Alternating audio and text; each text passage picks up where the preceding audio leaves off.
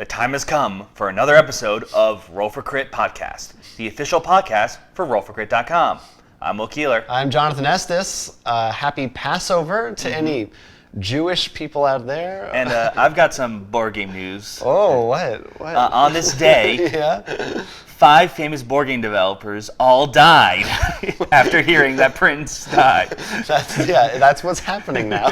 Everyone is dying. Yep. What do you think? When's that gonna happen? When's like right now we're in this weird place where all these celebrities are dying because they're all getting old. I think you told me this like a while ago that our generation is going to be like this first generation where we're going to see a lot of influential something like that. Not necessarily our generation, but like maybe our parents' generation Right. and onward, because when TV started and radio was more of a big thing, there were more personalities that you could follow and actually be aware of. So you notice more when more celebrities start dying. Well, and I think a big thing is, and this is definitely in the case of, I would consider some of the big ones recently. This one's Beck, but Robin Williams, Prince, David Bowie. I mean, for a lot of people, these people, what they created and did sort of led them out the darkness. Very influential. Yeah, and helped them find themselves. Yeah, so that too. for when these people go, it's sort of, I mean, sure, you might not personally know them, but all I'm saying is Rainer Knizia and any other board game designers, just be healthy. Go to your doctor regularly. We don't want to have the obituary section of the Roll for Crit podcast. that starts next year. Yeah, that'll be a really fun new segment. Or just a prediction. Who do we think is most likely to die this year? No, each week will be like, and this person died. Oh wait, we just got news. Nope, this person died too. Yeah, my producer is telling me. Speaking of death and morbid things, this is... But on a brighter note. On a brighter note, a long time coming. One of our favorite games. They finally announced the first expansion to a very popular title, Betrayal at House on the Hill. Widow's Walk is the title of this expansion.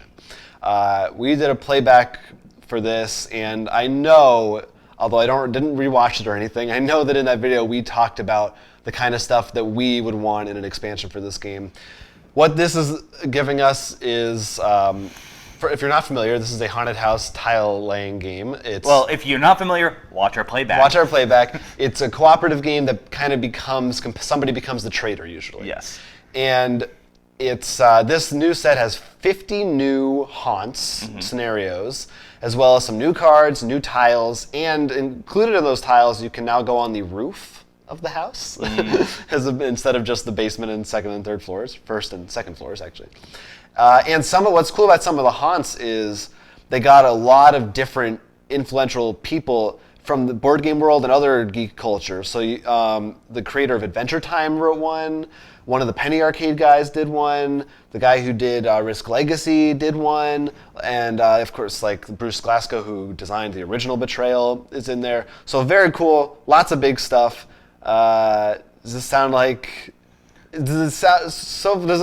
everything you wanted? I mean, well, I think if you haven't watched it, I'm going to just reiterate one thing. Yeah. Betrayal on House on the Hill is probably one of my favorite games. It was, well, when we have our board game collections, we usually don't try to buy, excluding, something like Magic or Android Network, something where you're almost supposed to have your own version. Yeah. This is one of the few games I wanted to buy my own copy of after playing Jonathan's, because to me it was just so much fun. I just loved the tile laying, the trader mechanic. And one of the very first games that we played. Oh yeah, and I'd still be willing to play it again and again. And we have. I do think my only issue with this expansion, and you brought it up as well, is I feel like, I understand with omens, because since anything related to haunt's hard because you have to coordinate what haunt number it is.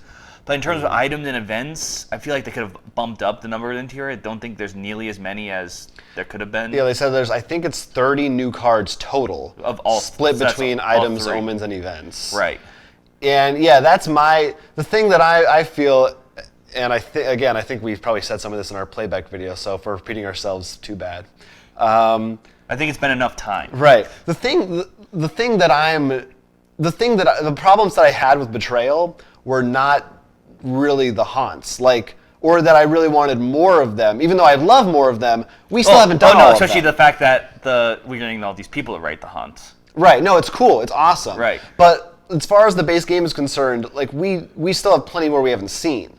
What we have seen a lot of is the first half of the game, or first third maybe, where you're going through the same tiles, the same cards every time, and for me it's gotten really old. I just want to skip to the end. I'm not as. I mean, I love the new tiles. The tiles aren't as mostly bad. because they're in different rooms, it changes everything. Because I mean, we've had plenty of times I think when we've had this long snaking hallway or something because right, right, and because they can be in different levels, it changes things with yeah, the scenarios. no, So that's why because that cool. connects to the haunt.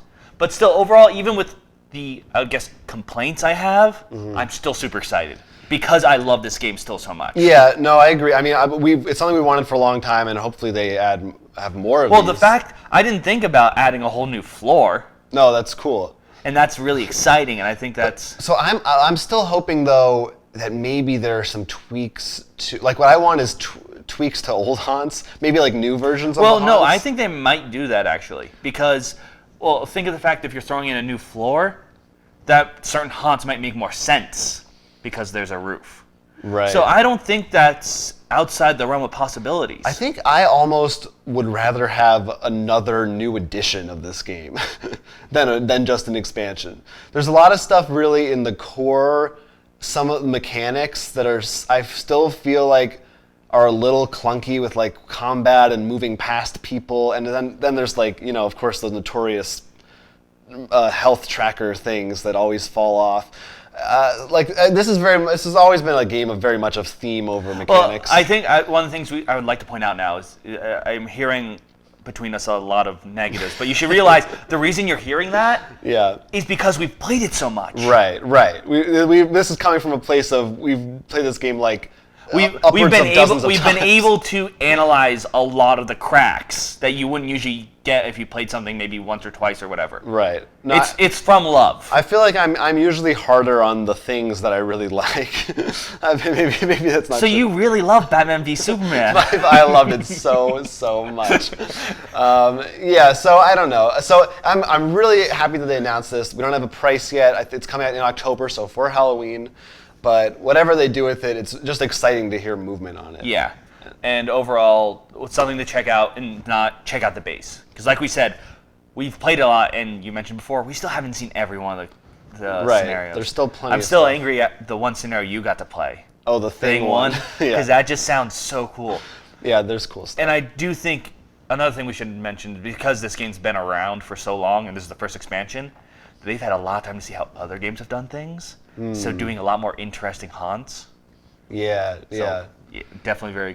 I'm excited.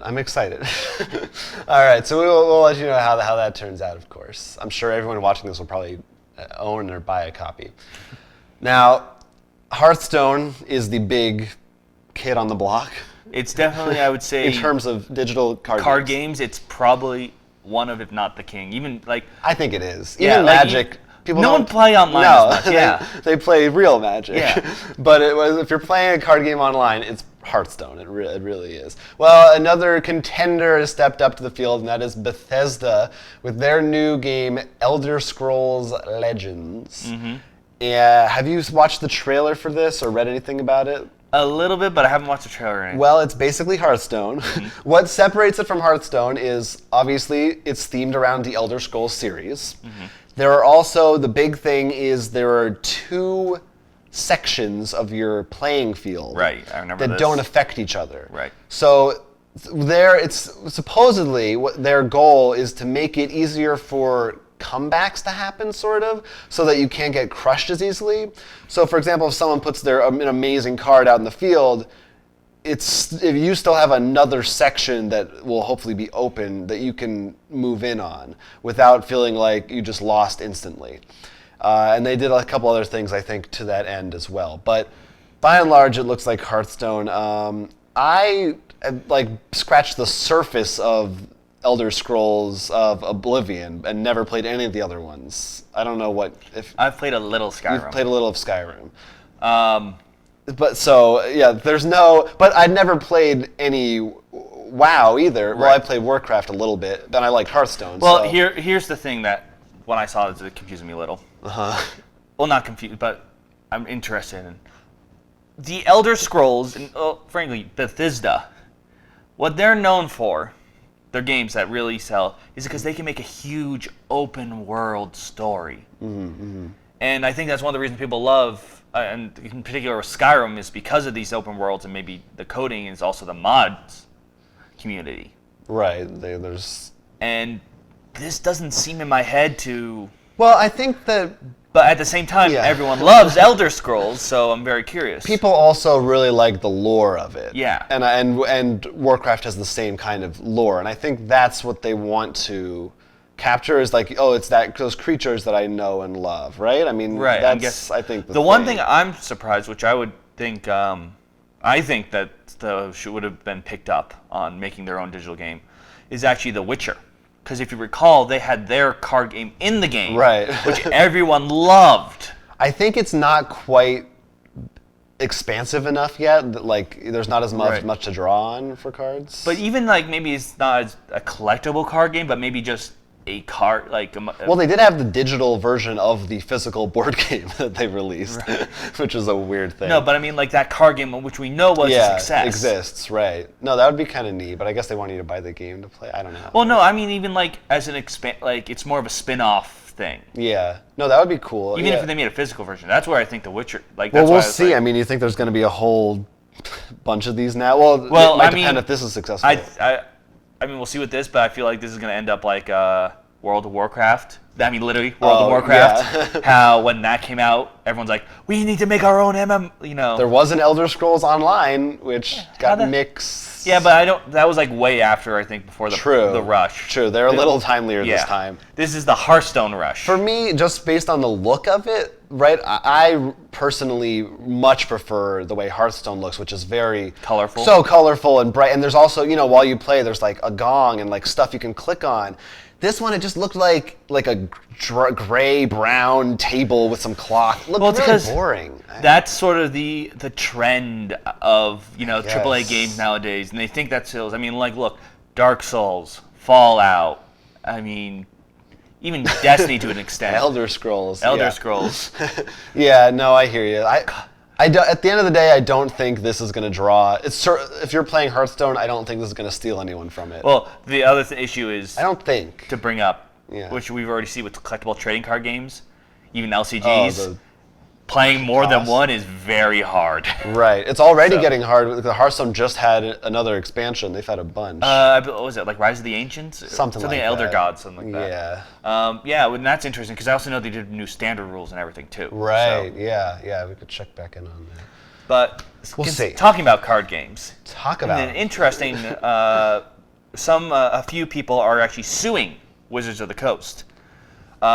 Because they are judges and saying judges are actually employees of Wizards and therefore not getting paid, you know, minimum wage and all the other benefits one gets as an employee. So this is judges at pro Magic tournaments. Right. Normally they're volunteers? Yeah, usually they're like volunteers and stuff. And they're saying, because this is in California, and California has a law, I don't know how many others could find, that's saying you cannot volunteer for a for-profit company.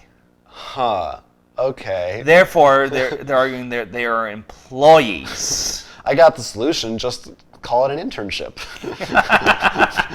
It's a very brief. Well, Wizards' argument is in this situation, which is an interesting one, is that a lot of the tournaments where people are judging are not run by Wizards of the Coast. Wizard gives the stuff to run them to local gaming stores and stuff. As such, they are their employees, not Wizards' employees. Huh. That seems, I mean, that's a tricky loophole, but it sounds fair. And then there's the issue of what work is, I think, that came up in what I read. Like, someone brought up, like, if you define work somehow, then technically students at colleges are working and deserve minimum pay.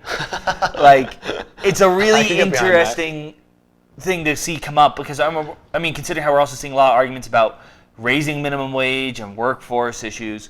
And I think this is a very interesting topic to come up because, I mean, becoming a judge is, I mean, I know some of the questions that is it actually like a big process? Well, yeah, I mean, and think of all the stuff you need to learn. That's true. I mean, and there's a lot. Someone brought up, does this count vintage, you know, not sanctioned tournaments and stuff? Like, it's... Can I get paid just like, hey guys, want to play some Magic? I'll watch. This is just in California right now? Well, the law, yeah, this is taking place in California, but I mean, obviously, just like any case, this could echo across. I gotta think. That's the problem. Like I said, as far as I know, this really is coming up because of that law that's a Californian law. I don't know how this expands to other states. Do you think... And let alone other countries. will this actually hold any water, though? I mean, I'm guessing Wizards of the Coast has pretty good lawyers. No, my money is on Wizards of the Coast with this one. Yeah, like I said, at best, I think what's going to happen is maybe Wizards will only, for their big tournaments, and I don't know if they already do this, have official judges that they pay for that. But probably for like the finals and stuff. That's what I'm talking about. Like, you know, the ones where they're $1 million prizes from Wizards. But because a lot of times the people I know who do judge them, the few like little things at game stores are, you know, employees of the game store. So it's... You think they'll force them to... Well, it's the argument... I think the interesting thing is I'd have to look into is, one, look at how sports, you know, actual sports does it, do these things, and like what's sanctioned, defining sanctioned. Are you... Well, I guess a supporter? Like, how does that work with like the NBA? Are they not, or in like college sports too and stuff? They have like unions and stuff, right? Just they're going to be like now a Magic... The judge union? Yeah. But I think that is very likely, actually. I think that would also be a judges union. Well, actually, it'd probably be a subset of like hobbyist, like game sellers union. It'd probably be, because, like I said, most of them are employees of game stores. Right. So. Well, I mean, it makes sense. It's convenient. You're there. And then someone brought up the fact that judges often receive promos, and most of these promos could sell for very large amounts of money. But at the same time, someone said you can't guarantee that. Right. So that doesn't count as... It's like you can't like pay somebody in gift cards or whatever. Right. So it's definitely an interesting thing. If you are a judge or a lawyer in particular who knows about work suits, we'd love to hear your opinion on this. Yes. Let us know what's legal and what's not legal, and if I can become a judge. Well, you can, but I don't know if you want to. I don't think I'd be very good at it. I'd need a lot of practice. Judge, I want to know if this works. You just be like, I don't care. Yes, no, that's right. Play some more. Or just, hold on. I like that work better on this card. This card is it. Yep, this gets the ruling. Yeah, it's interesting. It's weird. And that's the only...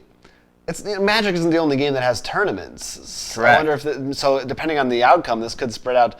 I mean, that scares me a little bit because my fear, I think worst case scenario is that people just stop having tournaments, or Wizards of the Coast stop sanctioning them because they're too afraid or can't afford to pay judges or don't want to have any more lawsuits. Well, and it could hurt the community. That's what I think. At worst, that won't happen. Like, even the worst, I think it'd just be like Wizards would totally rewrite what tournaments mean and stuff, and like probably send things like, you can do something we'll support you for doing something at the game store. Like, change the wording to fit whatever they need. There's always weird like legal stuff going on with Magic and no matter whether it's video games, board games, just regular politics, laws are weird. Laws are weird. I mean, if you're paying attention going off, but Puerto Rico because they're in the whole weird thing, because all these weird laws have been happening with them because they're not really a state. It's this whole crazy stuff. I mean, they should just be happy that they're a board game. Yeah. Bringing it all around. Final, but perhaps the most important bit of news on today's show. Without question. We've been following the ongoing story of the upcoming Jumanji remake. And we just found out that the main character of the movie will be played by actor Dwayne "The Rock" Johnson. You can see him behind us, enthusiastically, what we presume to be holding the script. The way you said that, I'm a little worried. I'm like, I wonder if someone's like, who's The Rock? Well, I just want to give him his full, now he's Dwayne Johnson. Sorry, Dwayne. He doesn't go by The Rock anymore. That's true. In credits and things. He's Dwayne Johnson. Please be respectful. It's like Mos Def. I forget what his name is now. I like, be respectful. It's like this guy whose name I forget. Yeah, it's like Yazin Bey or something. Anyway, The Rock. I like The Rock. You like The Rock? Yeah. I mean, like I said, there's not much we can say about this because we don't know anything. It can't be like, oh, he's perfect for the character. Oh, he's terrible for the role. It's like, well, he's entertaining. He's certainly not a comedian like Robin Williams was. And but I think he can be. But he's done comedic roles. Yeah, and I think they've been. No, good. I think his charisma and on-screen persona is really good. I never watched wrestling, but in movies I really like him. And the other rumor, which I think has been either debunked or not confirmed yet, was that Kevin Hart was going to be his co-star. About that rumor, yeah. Don't know if that's happening or not, but I know that Central Intelligence movie is coming out soon with both of them in it. Oh, that I'm excited to see. That might be good or terrible. Oh yeah, I know, but I'm still excited. But yeah, The Rock, Dwayne Johnson. Well, I haven't seen the Fast and Furious movie. He's supposed to be really good in that. He was. I'm trying to think of what I like him. I don't even know why I like him. The one thing I am really excited for that he is going to be in is even though I'm worried in general, is DC's Shazam or Captain Marvel. He's going to be. That's confirmed. I believe he was confirmed to be Black Adam, like the villain. Huh. Okay. Oh wait, that's weird too, because he's not a villainous type usually. But I could see it. Yeah, that's the thing. Well, that's not. Well, he was the Scorpion King. Is that a villain? I don't know. Well, I think it was a villain in the Mummy movie. Forget, the lore is real deep. Anyway, Jumanji. I don't know when it's coming out anymore. I thought it was this year, then they delayed it. But before we continue on with sort of news thing and Kickstarter, but what I'm curious because this is movies. What I know from you guys is we like to talk. Yeah, from our viewers. We talk a lot, not just about board games, but video games and movies that we enjoy. And one of the things we like doing over the summer is make a movie list, trying to guess, who's going to be the best at the box office. And we want to know if you guys do this too, because we know it's a thing, and what your lists are.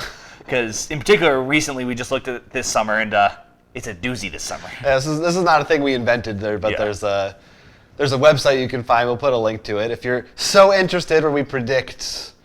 Yeah, like you said, the top 10 box office of the summer. It is fun to do, and there's a lot of good movies this summer. And we'll say our results when they come out and how miserable or happy we are. The official Roll for Crit predictions. No Ouija 2 this summer. If that was in the summer, it'd be my number one. Oh, absolutely. It'd be 0. Or Jumanji. That's how good it is. It'd be 0. Yeah, that's good. Yeah, we embrace all forms of media here at Roll for Crit. Now, as you said, Kickstarter/news. And continuing how we love many forms of media. Yes, video games. Dark Souls, which recently came out with Dark Souls 3, also announced through Kickstarter their Kickstarter of the board game Dark Souls. Go figure. As of now, in the few days it's been up, it's already at $2 million. Which is a lot of dollars. Yeah. I feel bad for them because I imagine this is one of those times when they're like, for stretch goals, they're like, oh God, we got to come up with something fast. They're going too fast for us. We can't come up with stretch goals quick enough. Right. But in essence, what the game plays is a lot like Dark Souls. You play as one of these 4, like a knight, a warrior, and you got to fight either explore or fight against bosses. Cooperative, right? Yes. Okay. And these bosses, are very punishing. Instead of using a grid system, they have called a node system. In essence, there's spots on a board. And pretty much you take a player's turn, and then the boss's turn. And what I like about it is the way the bosses actually work is there's a deck of 10 cards plus a super attack. You take 5 of those cards from the deck randomly to use as pretty much how the boss moves. And the super card gets moved in when the boss is halfway life. So if you think of video game mechanics, how usually boss starts acting differently. Right, it's second form and stuff. Right. Yeah. But what I thought was cool, because this is what I think, I haven't played any of the Dark Souls, I should mention. Neither but have I know the style of how they work, and something that probably would attract me if I ever get to them, is the way the game works is you're supposed to memorize the boss's movements.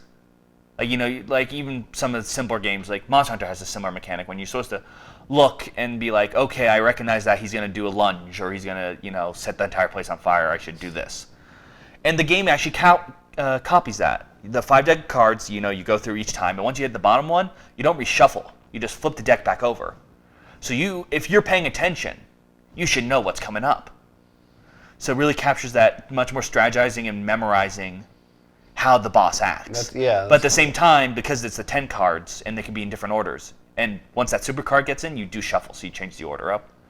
You do have to actually pay attention to the boss. The boss isn't... isn't going to be like, oh, I got the dancer. He always starts with a lunge and always starts with this. Like, the lunge might not be in his moveset this round. Right. Which I really like, because that's one of the things I know that I think is it draws a lot of people to the game, because it's you feel good about memorizing and learning how to dance with these bosses. Yeah, well, there's a sense of progression. Like, you can actually get better at it. Right. And learn from it. And these bosses, after they move, will have like strength, like weaknesses on their left or right. So then you have to consider whether you want to go into attack and move out, because you can do more attacks and moves that uses up stamina. That's your life too. So, but in the demo they showed, like, it's very punishing. Like, they both died. 2 people died against this one boss. So I think it seems, from what I've seen, it really captures what people desire from Dark Souls. Powerful. And there's cool miniatures and stuff. Oh too, yeah, right? amazing. All based on actual bosses and characters. Of course, a lot of stretch goals, a lot of add-on bosses. I think all dragons, from what I saw. With all those miniatures comes a high price. Yes. More than the game, I believe. Yeah, I hope. It's $113. Unless you got the early bird, which is all gone. Yeah, but I think that's just not like £5 less. Yeah, or something like that. Yeah, it's in pounds. Yes. You can convert to US dollars, but yeah, that's quite a bit. I don't know what retail is going to be, but possibly more than that. I mean, of course, that for their suggested retail, but still, that's pretty high. Like, the most expensive game I can think of is like the Star Wars games from Fantasy Flight that go for about $100. So that's pretty big. It is. It's gotta have a lot of stuff in it. Like, clearly people are buying it. It does, and it has a lot of, 2 million. It's successful. And it has a lot of stretch goals. I can't blame them for it. And interesting enough, I know that if you're a retailer and you buy their retail, they actually have exclusive add-ons just for retailers. So there's still going to be stuff that you're going to want to pay attention to when the game comes out if you back this. Right. That's overall, I think it's capturing what the game desires, still keeping, I think, in spirit with the game, and it looks a lot of fun. Even, like I said, I haven't played the Dark Souls game, and neither of you. I'm interested to try this out, give it a spin, and get kicked to the curb. Yeah, I have it on. I have the first one on Steam. Someday we're gonna play it. I want to play it because I'm with you. I've heard everybody says great things. The one things thing about I would love to see happen is, I don't know if do you know anything actually about the game? Vaguely. Well, do you know that people can invade your game? I didn't know about invading. I know you can kind of send each other help. You can actually go into other people's games. I don't know how they vary between the versions. Right. And mess with them. And try to kill them and stuff. So 2 people playing the board game next to each other. Imagine like in a tournament, if you die, you can pick up your character, just walk over to another game, just put it on a guy, I attack you. It would be cool if there was drop-in co-op where someone could just come in halfway through, I'm here for reinforcements. But this is interesting. I can't wait to see compared to, and some people do consider this part of the Soul series, Bloodborne. Right. Which we're getting a card game from a designer which we both love. It will be interesting to see how the two compare, because they're very different. The other one's Bloodborne is just a card game, and this is a big old miniatures thing. So I think it's really cool, and I do think these are 2 video game properties that work perfectly in the board game world. Yeah. So I'm very excited to see. I wonder if it's just a coincidence that they both. It probably was, but it seems like great timing. Well, like I said, as far as I know, both people consider them part of the Soul series. I don't know if that means they're the same designers or something. I think it's the same designer. But so maybe he licensed them both. Maybe he saw I'll make one that's a simpler card game and one that's a heavy, miniatures. But we'll see. That is Dark Souls. Yeah, big stuff. Yeah, we've kind of been avoiding because we knew about this for a couple weeks, but it just now went up on Kickstarter, so we're talking about it. Few other ones, though, that are much less high profile. This one is called Starving Artists. Seems appropriate now that you just said compared to Dark Souls. Right. So this is really cool. Basically, the idea is everybody's an artist and you're trying to make a living, literally in the game, by painting. And you will lose if you cannot make enough money to feed yourself. That is literally the So Ivan's Doom. Yes.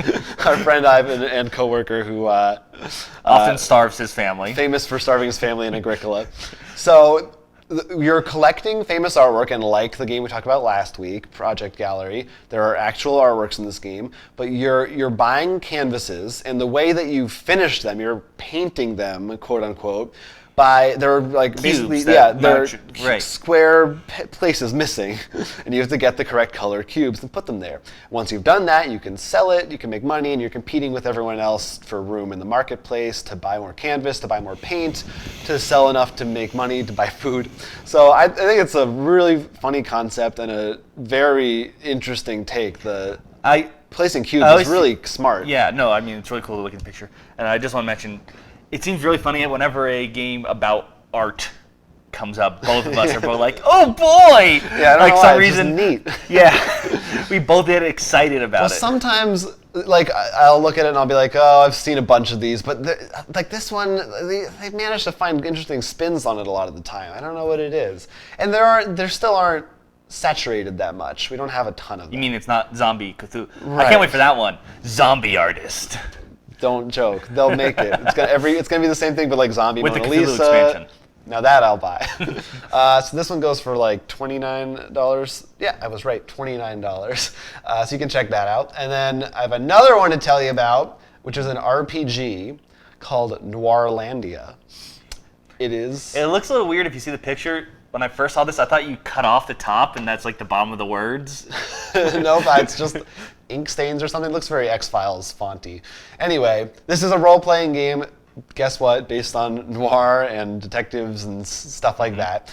And I mean, that's the base. The theme is that. There's not much more to that. So normally, a lot of times, role-playing games I don't talk about as Kickstarters because it's just what the system does, but sometimes there's not as much to talk about. This game is pretty different. So there's no game master in this. Everyone kind of writes the story together, and they suggest, and you actually write it down on index cards, and they suggest having a bulletin board and actually like pinning things to the board. We need some string. Yeah, exactly. And you're together creating your characters from a card system they have and deciding what kind of city is this, what kind of mystery is this.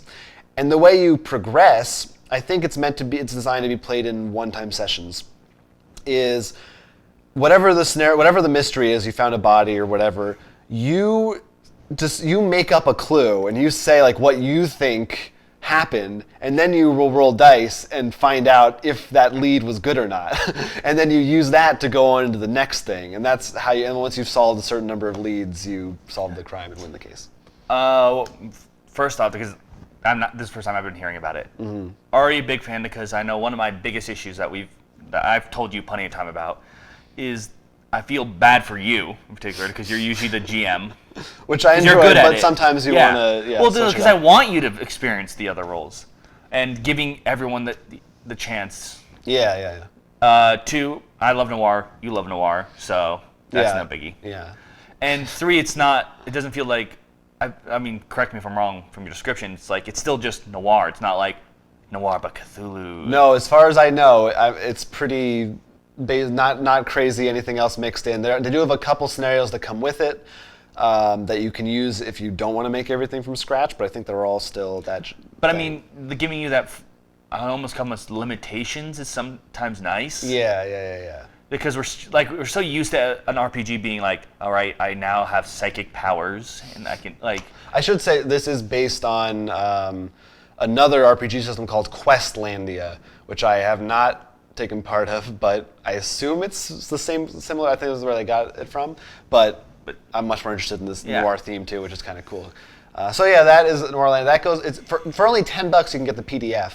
That's pretty good. And tiers go up for soft covers or extra stuff, but you can check that out.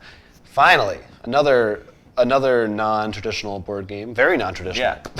Yeah. This is a scroll that's actually designed for like if you go to Magic Tournaments and stuff, in which you have the playmat, a carrying case all in one.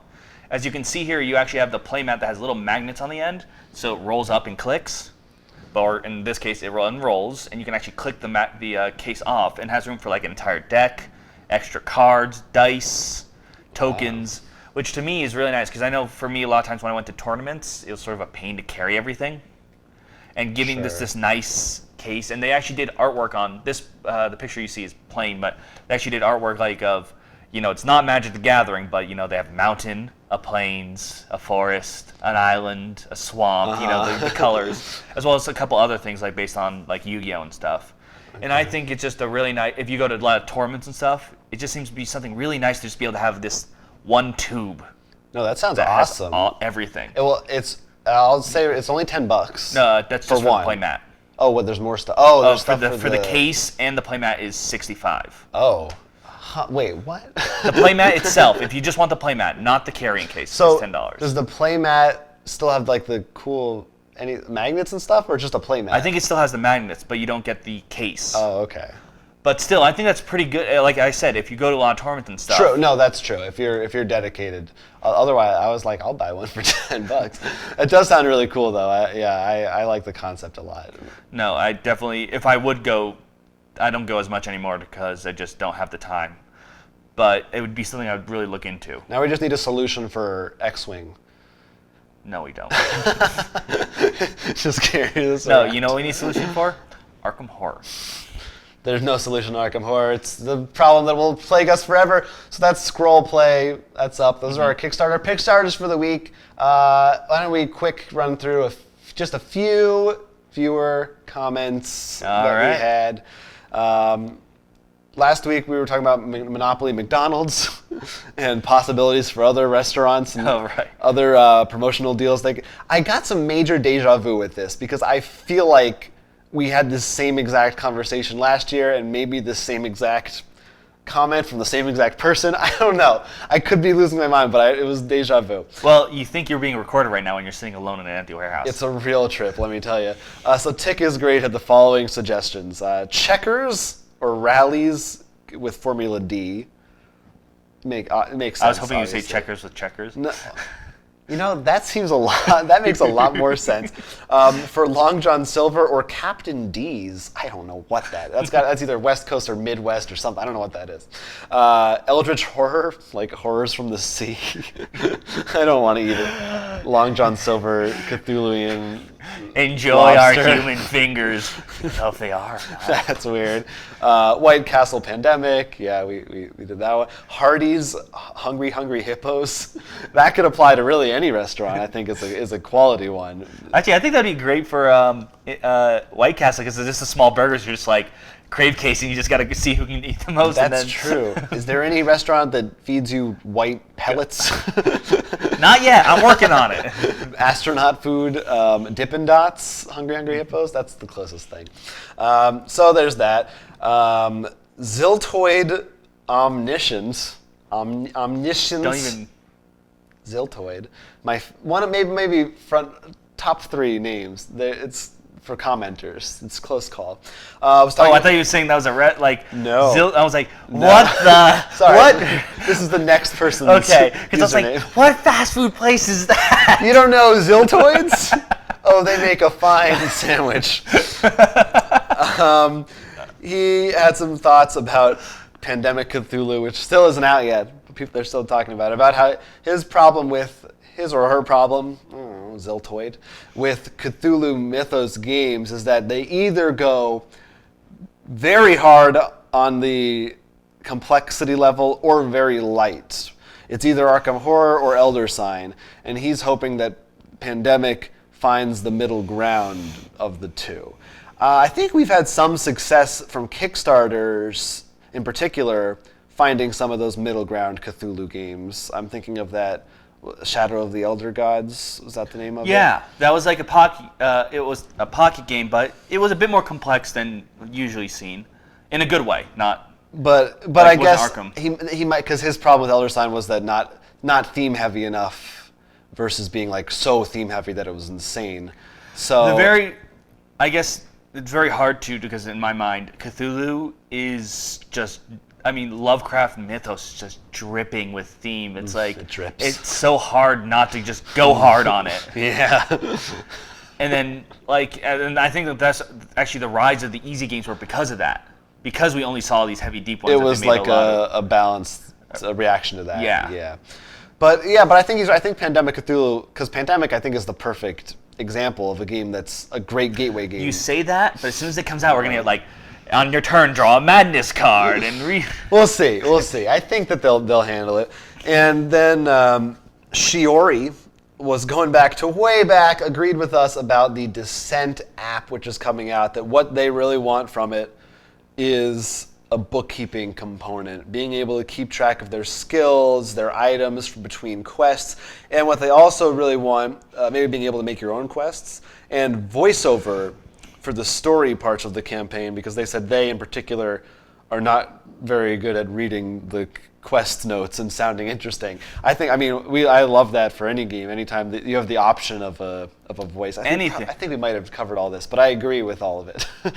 Yes, we wish for Morgan Freeman to just read everything to us. That would be good. Yeah, what celebrities do we want? Except including the instructions, like first turn, draw a card. That was good. I'm not going to compete with that. Yeah, we'll find out. I think that probably comes out someday. Well, last week, we're just going to talk about, before we go, one game that we played, which is pretty hot off the presses. Yes, mostly because the other games we played we did wrong, so we'll wait until we actually play them right. Yeah, we won't get into those other boo-boos, which is the new hashtag boo-boos. We all made Walrus plays that day. But what we did play successfully, more or less, well, actually we screwed this one up a little bit too. Yeah, but not enough that you feel that don't feel like we have the right to talk about. Is Cartoon Network crossover crisis deck building game from Cryptozoic, the newest entry in their Cerberus engine line. If you've played any of the Cryptozoic deck building games, you're pretty much ready to jump right into this. Right. It's pretty similar. Obviously, the theme is different. We like Cartoon Network. Oh, yes, we do. What do you think about the distribution of old and new? They kind of have throwbacks. Distribution-wise, I think pretty good. I do think, a little bit heavy on the new, but they lean a little hard on Clarence. That was that's the one show I didn't know. Sure, a lot of Clarence in this deck. I don't know if you know. I'd seen some of it, one episode, and I think it was funny, but I had no idea it was popular enough to warrant this much attention compared to Adventure Time or regular show or whatever, which I have seen a lot of. Or even, what's the other one, the Gumball? Is it Gumball? No. No, Gumball's in here. The Adventures of Gumball, and you're also... The one with the rabbit people. Yeah, that's Gumball? Something Adventures of Gumball. Yeah, Amazing World of Gumball. I've seen it, but I don't know the title well enough. That show's weird. I think what I really like about this is comparing. I want to compare it to not the DC one, which actually would mix well because Cartoon Network does air DC shows. That's right. But comparing it to Naruto, because Naruto they tried to capture the show with chakra and stuff, and didn't really hit the mark. They tried something different. This one, I think they actually did hit the mark in sort of capturing what the average Cartoon Network viewer interests.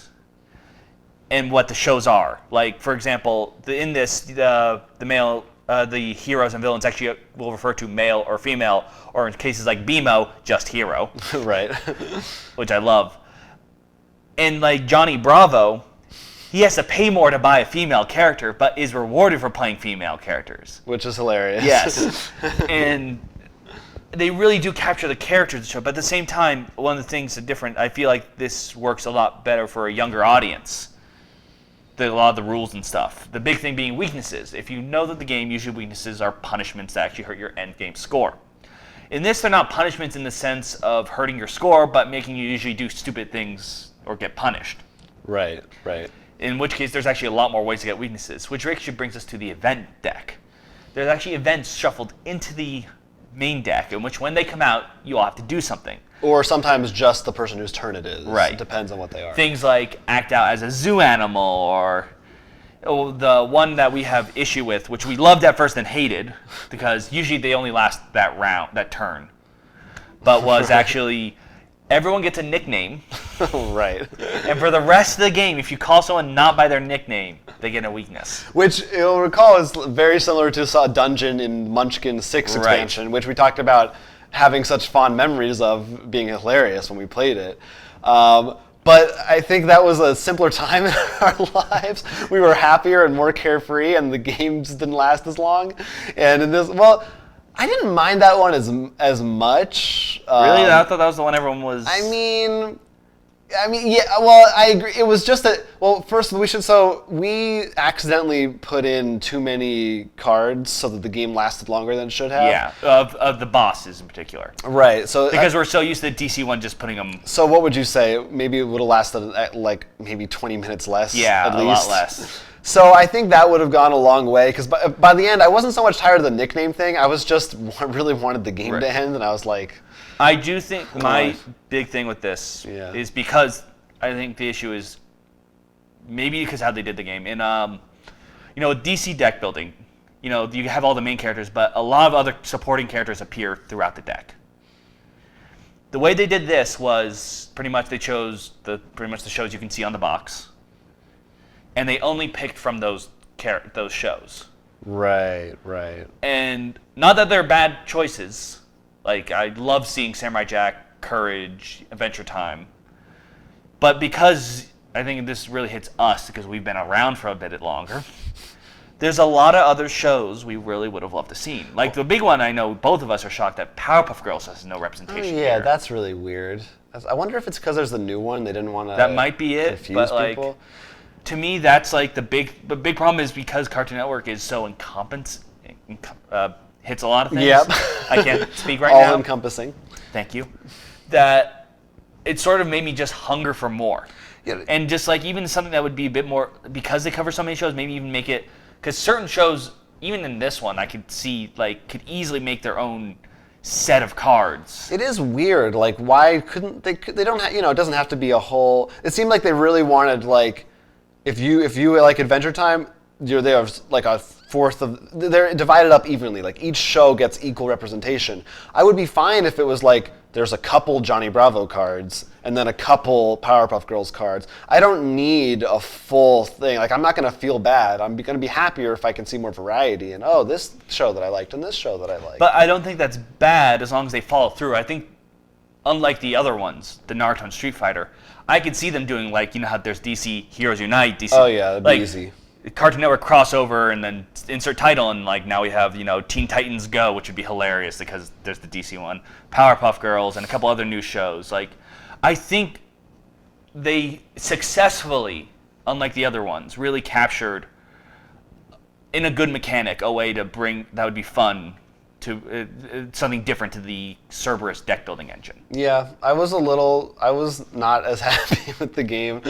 It was fine. My thing for me personally is I don't really enjoy, I like either play a party game or a non-party game. When they mix the two together, I feel like to me it feels messy. And I get tired of, eventually I'm like, it's the first 5 turns, it's cute, fist bump you and get a card. But after a while I'm like, this doesn't do anything. I just want to tell me to draw a card. I don't know, maybe, I'm just old and tired, I don't know what it is.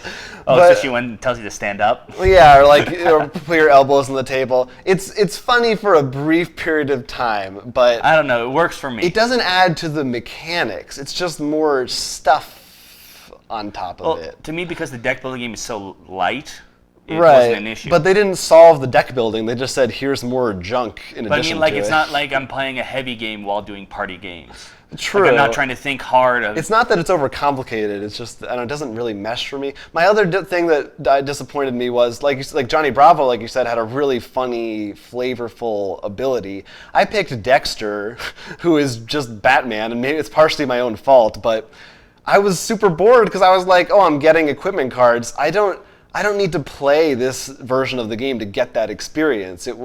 I felt just like I was playing Batman in the DC game. That was underwhelming to me, but I could have picked, I don't know, DD or something. If you were Jack, I guess that was a little more interesting. But yeah, I mean, go figure. I feel like all we do on this show is talk about Cryptozoic and legendary deck building games, every other week. Are people tired of this yet? I am. We need to branch out more. We need to have more. Well, due to the fact that we haven't had any game nights, pretty much. I know. It's like you said, hard enough to get 1 or 2 people then we play one game and then screw up another one so bad we can't talk about it. Yeah, I know. We're the worst. We're real bad. Give us April your suggestions. Not a good month for us. Tell us your what games you think we should be playing that you want to hear us talk about, or expansions, because we want to help the people out. Well, that relates to the question I would like to hear from people is actually, how do you choose? Because I think half the time we spend a good hour per game choosing which game to play before we actually play it. Yeah. So do you have just one person gets choice each night, or do you have a random hat? You pick a name out? Oh, a random hat. Yeah, the hat has to be random. Very important. First, you choose the hat randomly. You take a hat. Anyway. Let us know. You can leave a comment right here on this video on YouTube, or there's always follow us on Twitter @RollForCrit. Find us on Instagram. Yeah, there we go. Facebook, etc., etc. Links are around us. There's our website too. Oh yeah, rollforcrit.com. Where you can do what? Well, first of all, you can buy a lot of the games we talked about and play them unlike we do. Mm-hmm. You can actually also see a lot of the new articles we post. We post like news from everywhere, including some things we might not have mentioned. Reviews. You can leave your reviews for games, let people know. There's so much to do. It's just we try to make it a good central hub. It's a lot. And we should also mention, as we did last week, that this Saturday, April 30th, is Tabletop Day. And we will be doing a special live stream event for that. We will have more details below on the website. Check it out. So we want you to tune in. Hopefully, that should be fun. Otherwise, until next time, this man's name is Jonathan Estes. And this man's name is Will Keeler. And this has been the Roll for Crit podcast.